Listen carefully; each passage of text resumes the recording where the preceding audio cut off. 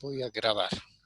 Entonces, muy buenos días. Por favor, pueden registrar apellido paterno, materno en el chat.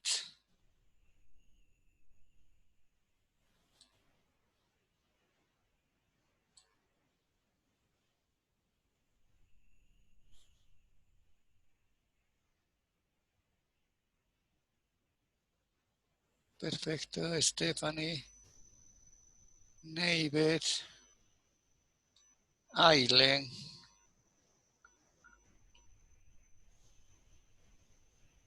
A ver, ya les he puesto el mensaje. Ojalá que ya se conecten el resto de sus compañeros.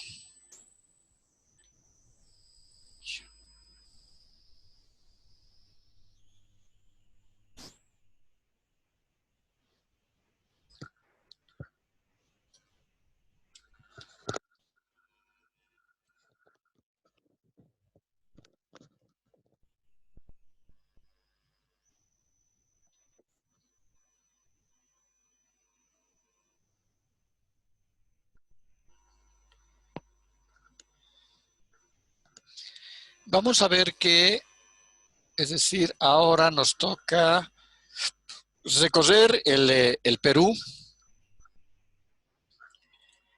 Y habíamos dicho de que dentro de los mayores flujos turísticos que existen hacia Sudamérica, se encuentra el Perú.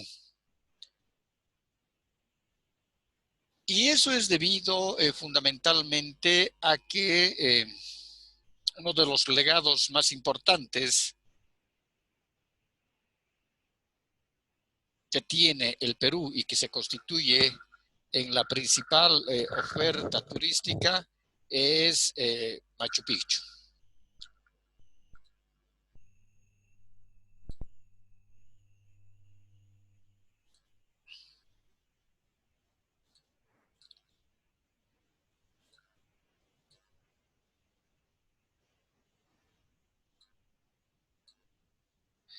Si vemos la división política que tiene el Perú, está dividida en departamentos, ¿no? Entonces tenemos Loreto, San Martín, Cajamarca, Amazonas, Tumbes, Piura, Libertad, Ancashi, Huancayo, Pasco, Incayali, Madre de Dios, Puno, el Cusco, Arequipa,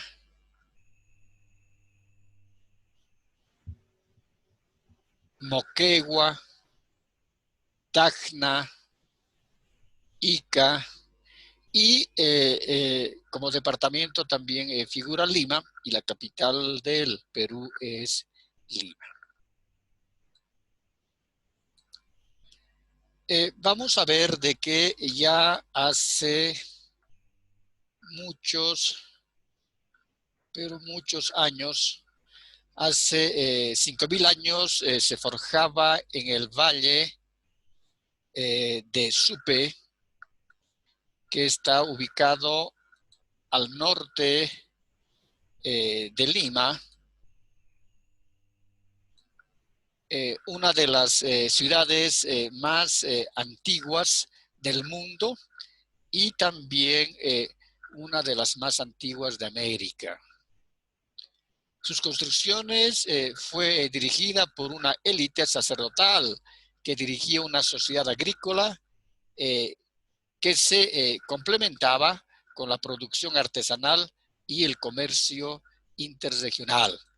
Es decir, que ya existía en ese entonces pueblos que todavía inicialmente siendo pueblos nómadas, pasaron a ser pueblos sedentarios y toman para sí, en este caso, el territorio una porción de territorio, se dedican a la pesca, se dedican a la caza, pero también ya van desarrollando labores agrícolas muy, pero muy rudimentarias.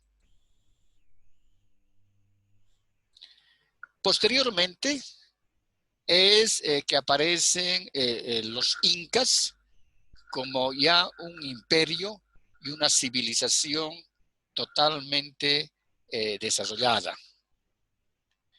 La cultura inca se comenzó a forjar luego del establecimiento de esta etnia en el valle del río Urubamba. Y los incas se van forjando a partir de la cultura aymara. Es decir, dentro de esta cultura aymara también tenemos otros grupos que estaban asentados en el territorio boliviano, como también en el territorio peruano, como eran en este caso los uros, los chipayas, ¿no? Depositaria a su vez de siglos de formación cultural. Con la extensión del imperio, esta fue absorbiendo nuevas expresiones culturales de los pueblos anexados y se ubicó en el Perú. Por ejemplo, nosotros podemos ver en esta imagen, ¿no? Toda la principal representación de la cultura tiahuanacota. Eso significa de que los incas también en esa, es decir, lo que explicábamos ayer, de que ha habido esos, de acuerdo a los historiadores, la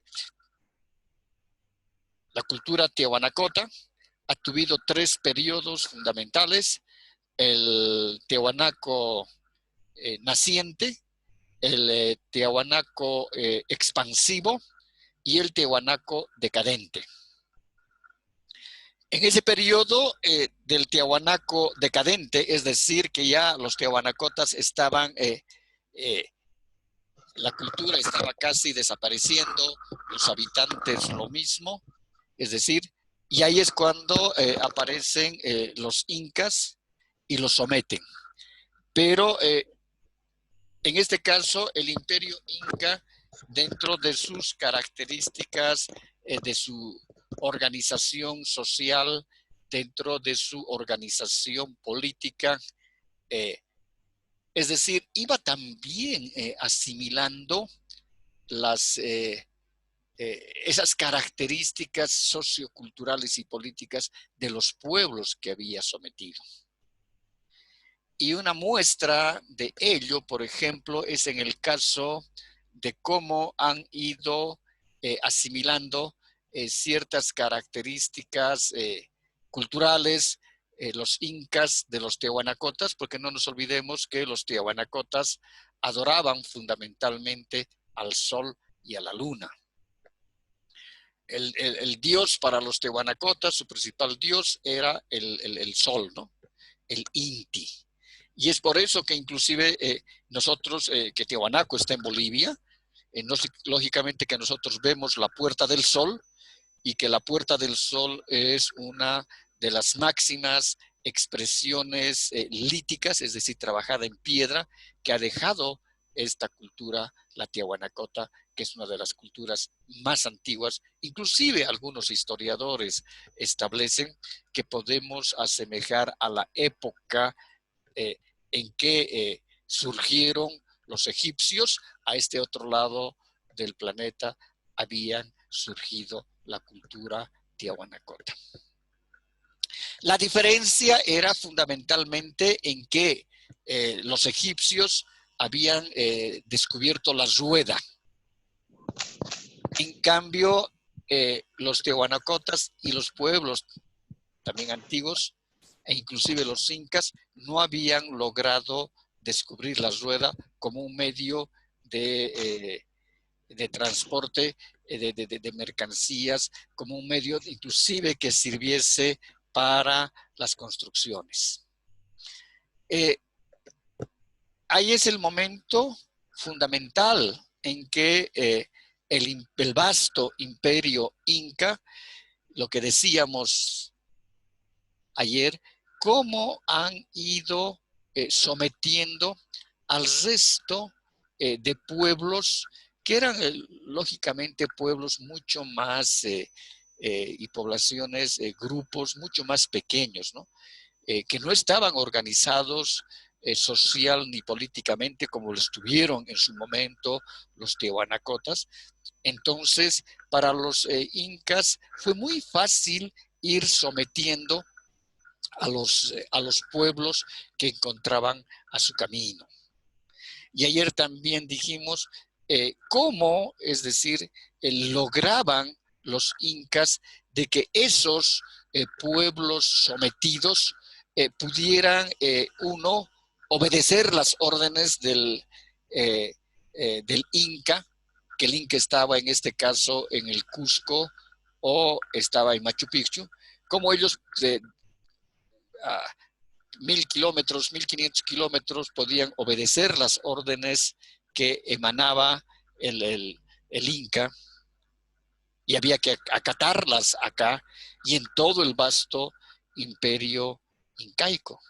Entonces es por eso decíamos cómo los incas habían logrado que el pueblo que iban a someter, en ese pueblo dejaban a una parte, a miembros de la familia real de los del Inca. Entonces, esa familia, miembros de la familia real del Inca, tomaban la posesión a nombre del soberano Inca y, lógicamente, iban impartiendo su autoridad hacia los pueblos sometidos y les iban enseñando la agricultura, les iban enseñando la construcción de acueductos, la construcción de sus centros ceremoniales a los pueblos y a los habitantes de los pueblos que habían sometido. Y no nos olvidemos que ya también en la escuela y en el colegio a nosotros nos enseñaron cómo podían llegar los mensajes. En ese entonces no había pues telégrafo, no había correo, no había electricidad, no había nada. Pero el soberano inca y todo su séquito, en este caso, de gobernantes que lo ayudaban a gobernar, estaban al tanto de todo lo que pasaba en todo el vasto imperio inca, desde el Ecuador, desde las ruinas que habíamos visto muy próximas a Quito, ¿no?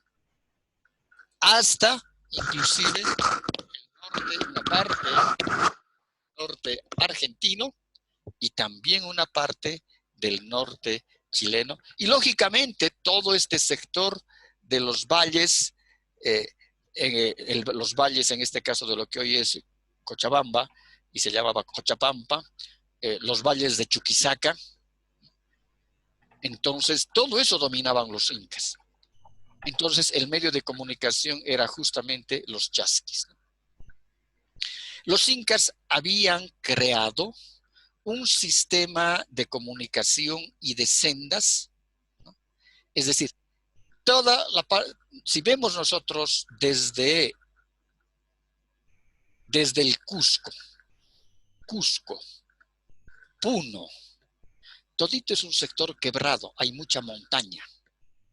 Ya, y de la parte ya de Puno, ingresando ya al lado boliviano, no, en este caso lo que sería ya el departamento de La Paz, ya encontramos la parte del altiplano, de la planicie del altiplano, que es toda la pampa andina altiplánica que tenemos, ¿no?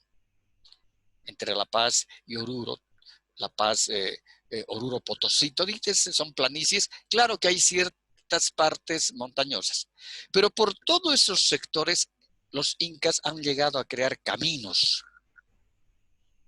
Y los caminos los hacían y los forjaban pues a mano.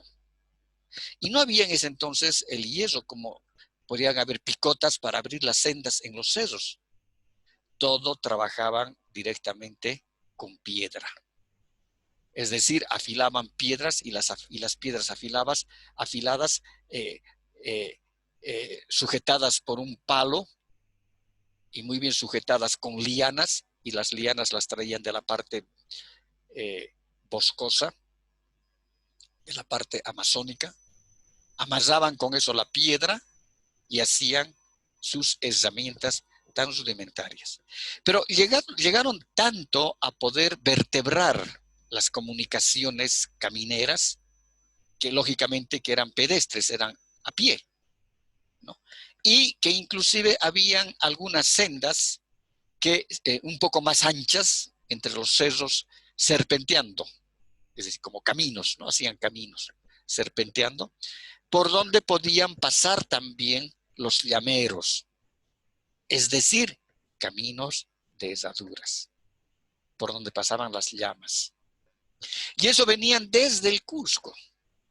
Y continuaban todo el sector de lo que hoy es Bolivia, en este caso Cochabamba, en este caso Potosí, en este caso Oruro, llegaban a Chuquisaca, llegaban a los valles de Chuquisaca, y justamente, es decir, eh, una vez que sometían a los pueblos, ellos hacían trabajar con los pueblos mediante una institución que habían creado los incas que se llamaba la mita. Y la mita era un trabajo forzoso para todos los hombres de todos los pueblos que formaban el vasto imperio inca. Pero la mita era un trabajo gratuito para su soberano, para el inca. Y era un trabajo que lo hacían tan armónicamente, ¿no? Y que bajaban pues miles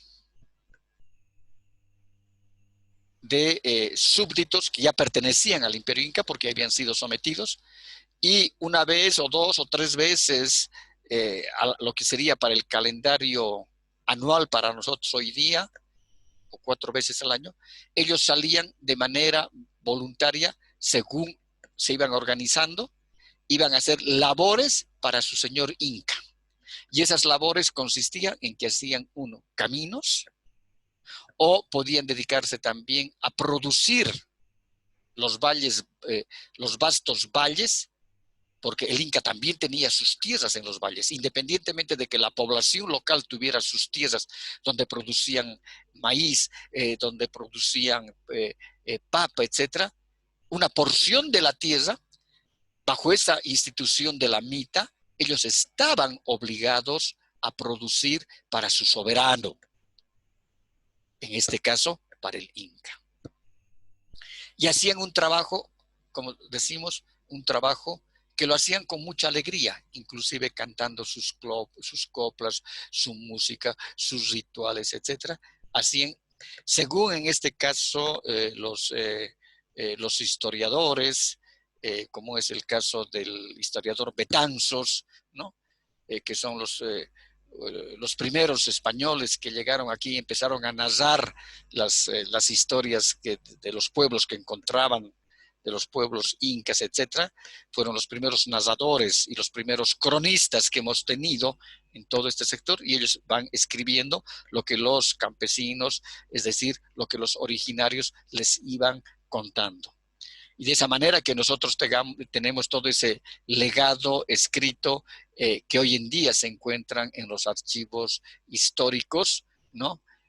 Como también todos esos manuscritos que han dejado los escritores que generalmente en ese entonces eran sacerdotes, ¿no?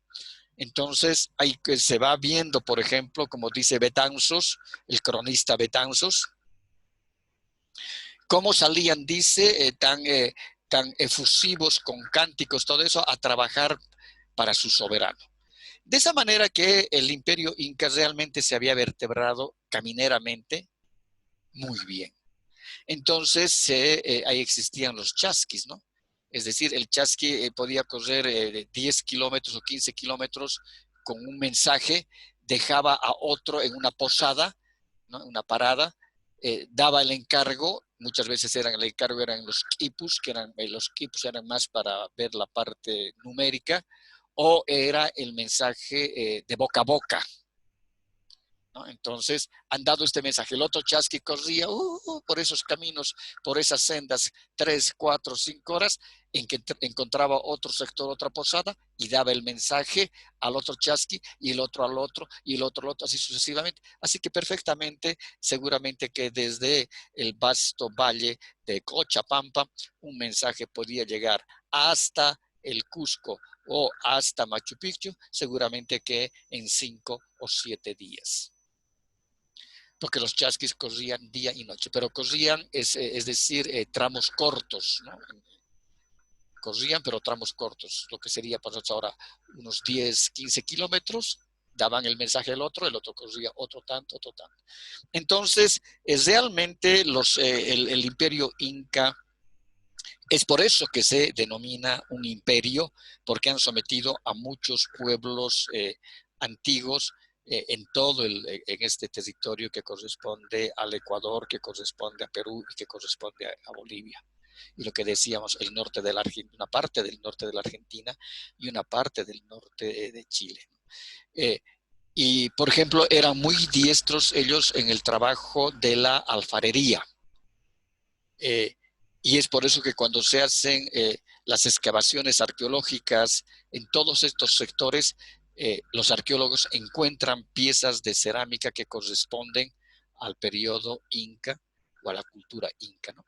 Y eso podemos verlos en todos los museos, es decir, en los museos que están en el Ecuador, en el Museo de Historia, en los museos de historia incaicos en el Perú, en Lima, en Arequipa, en Puno, en el Cusco, es decir, vemos ahí un sinnúmero de vasijas, después de vasos para hacer los ceremoniales al dios Sol.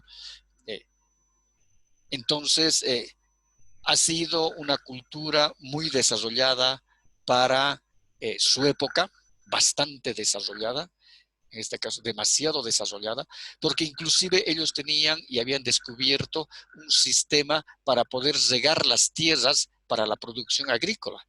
Y es que ellos producían en terrazas.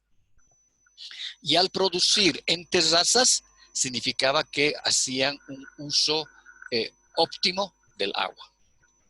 Luego tenemos la parte del Perú colonial, es decir, cuando llegan los conquistadores españoles, la corona española invadió el actual territorio peruano durante la época del Tahuantinsuyo, el imperio más importante de América.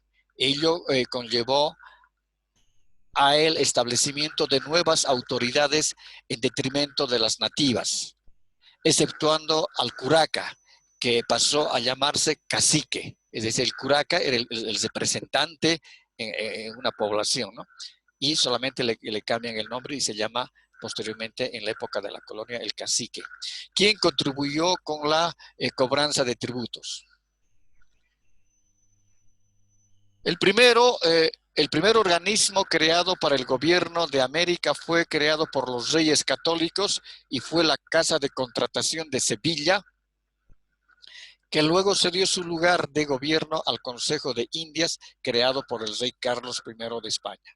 Es decir, de alguna manera, cuando llegan los españoles acá y van conquistando, se ve como, y nosotros podríamos decir, es decir, llegaron 60, 70, 80 españoles. ¿Y cómo es posible que 80 españoles cuando desembarcan, ¿no?, al lado del Pacífico, hacia el Callao, cómo 80, 70, 80, 90 hombres han podido someter a todo un pueblo y a toda una cultura como ha sido la Inca?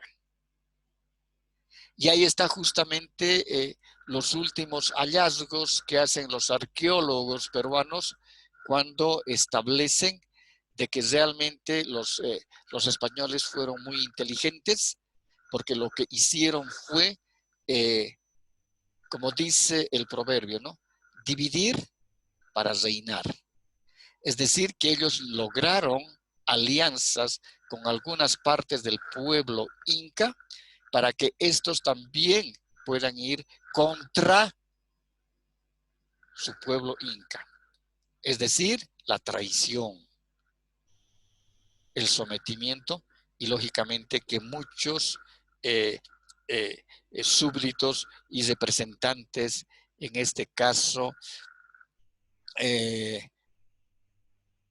los curacas, ¿no? Se vendían a los españoles, ¿no? Y estos traicionaban a su pueblo. De esa manera que los españoles pudieron conquistar y someter a todo el vasto imperio inca.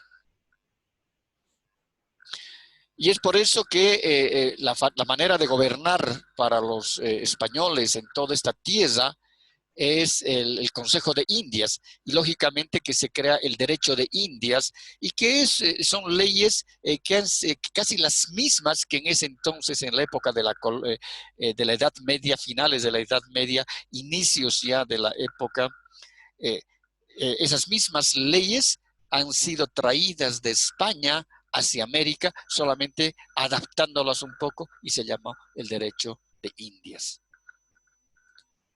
¿Tienen preguntas?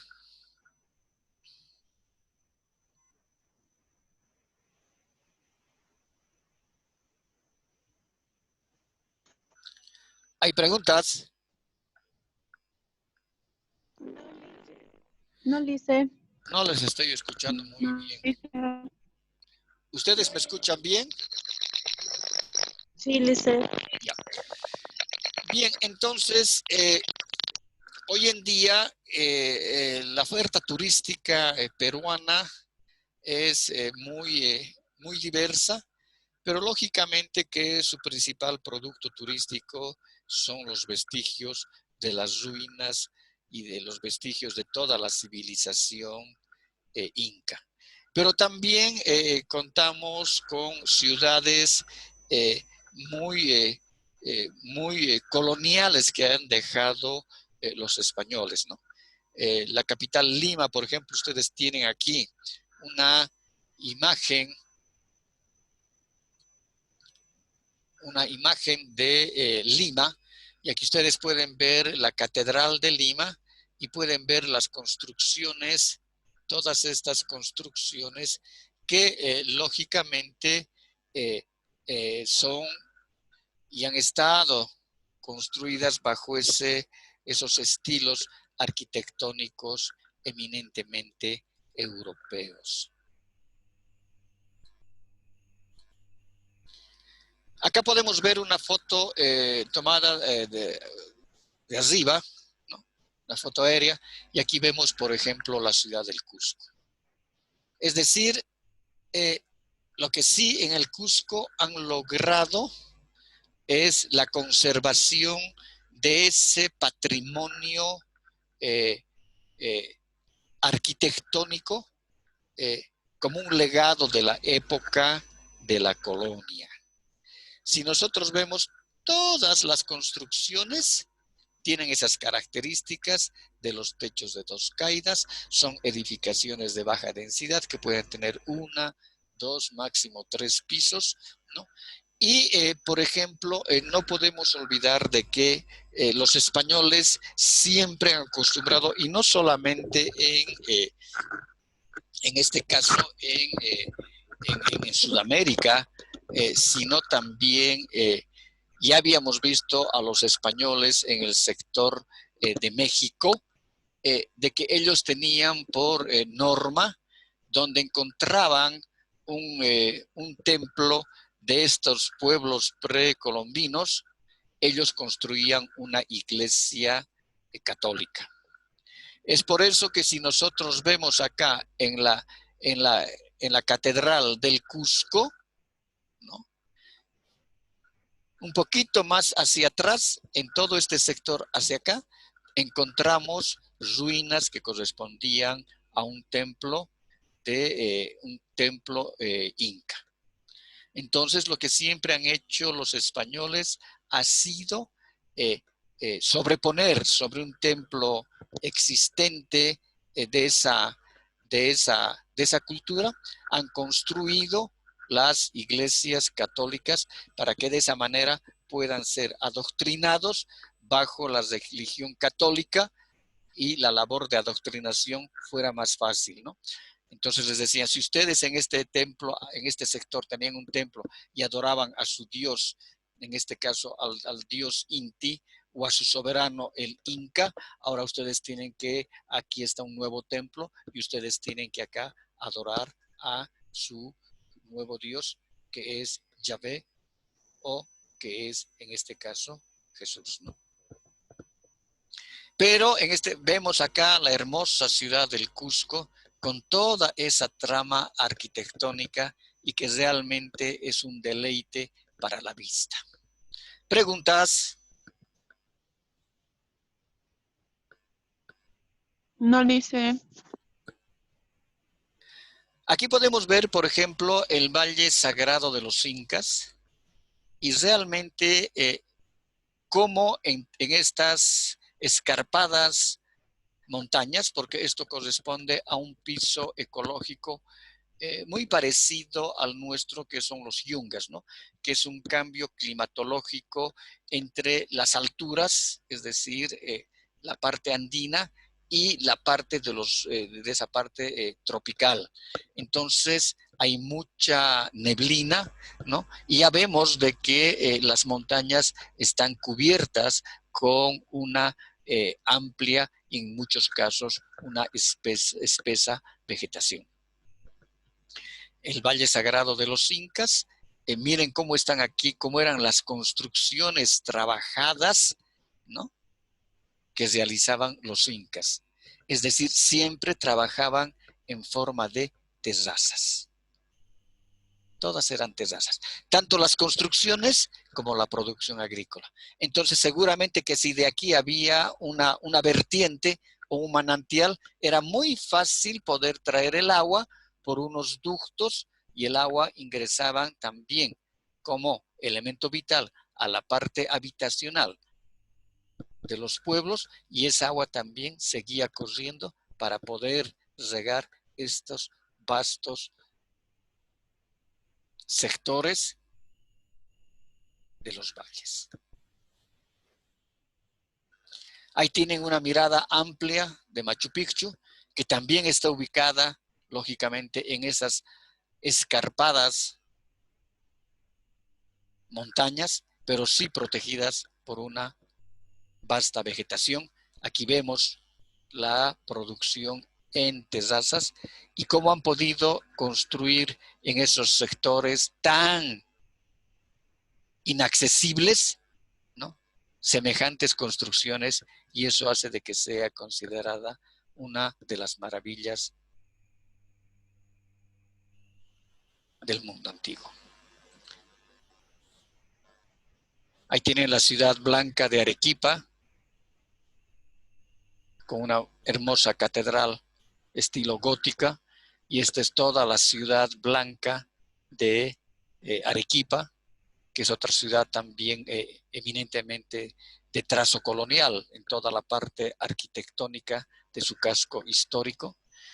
Ya con mayor detalle en el PowerPoint con audio que ustedes ya lo van a tener en el Drive, van a poder bajar la presentación de PowerPoint y escuchar las explicaciones. Acá tienen la parte del lago Titicaca que corresponde al Perú, porque el lago Titicaca está compartido con Bolivia y esta es la famosa isla flotante, ¿no? Que se han construido una isla en base a los totorales. Y también por acá hay una parte de hoteles, que es una isla, en la isla flotante. Toda está trabajada, construido en totorales.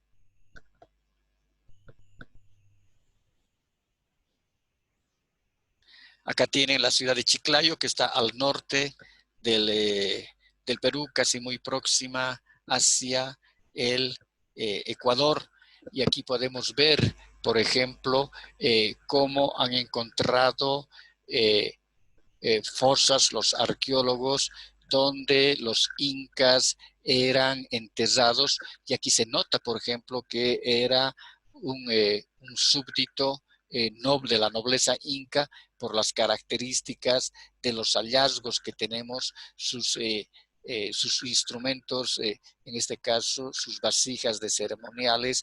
Acá inclusive podemos encontrar algunos ornamentos trabajados en oro, ¿no? Estos ornamentos, entonces estos son se denominan también con el nombre de chulperíos. Acá tenemos la ciudad de Iquitos, que ya es mucho más, una ciudad mucho más calurosa, y tiene viendo siempre hacia el océano Pacífico. Y finalmente tenemos las líneas de Nazca, que hasta el día de hoy no hay una respuesta científicamente comprobada de quiénes habían construido las islas de Nazca, porque solamente se las puede ver desde arriba y no desde abajo, en este caso de las carreteras o caminos. Y son trazos también elaborados y trabajados que quedan en la gran incógnita. ¿Preguntas? No, Lice.